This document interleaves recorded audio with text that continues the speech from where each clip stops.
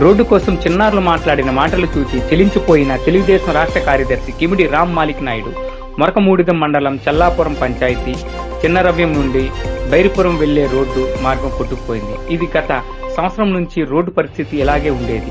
2 రోజులుగా పడుతున్న వర్షాల కారణంగా ఈ రోడ్డు పూర్తిగా ధ్వంసమైంది. చిన్నారులు మేము స్కూలుకి వెళ్లలేమేమో అని ఆందోళనలో ఒక వీడియో సోషల్ మీడియాలో పెట్టడం జరిగింది. అది చూసిన రాష్ట్ర తెలుగుదేశం పార్టీ కార్యదర్శి మాలిక్ నాయుడు పిల్లలు పెట్టిన వీడియో చూసి చాలా బాధగా ఉందని వెంటనే స్పందించి ఆ రోడ్డును మరమ్మతులు చేయించాలని అధికారులను సూచించి వెంటనే పనులు ప్రారంభించారు. అక్కడి నుంచి పిల్లలతో వీడియో కాల్ మాట్లాడి పిల్లలకు ధైర్యం చెప్పి నెల రోజుల్లో ఈ రోడ్డును పూర్తి చేసి విధంగా తాను పాటు పడతానని ఆయన తెలియజేశారు.